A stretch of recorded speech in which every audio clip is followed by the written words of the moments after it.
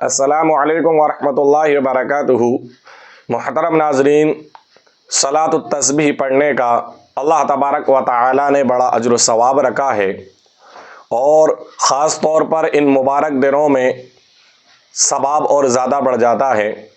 अल्लाह के नबी सल्लल्लाहु अलैहि वसल्लम ने अपने सहाबा को और ख़ास तौर पर हज़रत अब्दुल्लाह इब्न अब्बास रज़ियल्लाहु ताला अन्हुमा को ये अमल बतौर हदिया बताया था, बतौर तोहफ़ा पेश किया था।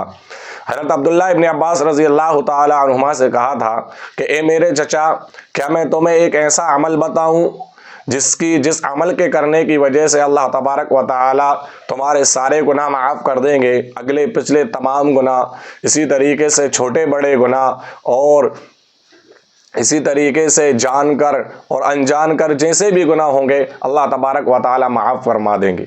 और कहा था अगर तुमसे हो सके तो रोज़ाना इस नमाज को पढ़ो, और अगर रोज़ाना ना पढ़ सको तो जो कम से कम जुमे के दिन पढ़ो, हफ्ते में एक बार। अगर हफ्ते में एक बार ना पढ़ सको तो महीने में एक बार, और महीने में एक बार ना पढ़ सको तो साल में एक बार, और अगर साल में भी एक बार ना पढ़ सको तो कम से कम अपनी ज़िंदगी में एक बार इंसान को ज़रूर ये सलातुत तस्बीह की नमाज़ पढ़ना चाहिए। इसकी हदीस के अंदर कई फजीलतें आई हैं। इसके बारे में यूँ आता है कि इस नमाज के पढ़ने की वजह से अगर इंसान के गुनाह रेत की तादाद के बराबर भी हों तो अल्लाह तबारक व तआला माफ़ फरमा देते हैं। इसी तरीके से दूसरी हदीस के अंदर आता है कि सितारों की तादाद के बराबर हों तो भी अल्लाह तबारक व तआला माफ़ फरमाते हैं। एक हदीस में आता है कि कुल इंसानियत की तादाद से भी ज़्यादा अगर गुनाह हो तो अल्लाह तबारक व तआला माफ़ फरमाते हैं। इसके पढ़ने के दो तरीके हैं, लेकिन दूसरा जो तरीका है वो उलमा ने अफजल बतलाया है। उसके पढ़ने का तरीका ये है कि सबसे पहले हम नियत करेंगे। नियत करता हूँ मैं 4 रकात नमाज सलातुत तस्बीह की, मुँह मेरा काबे शरीफ की तरफ वास्ते अल्लाह ताला के अल्लाहु अकबर कह कर के हम हाथ बांध लेंगे।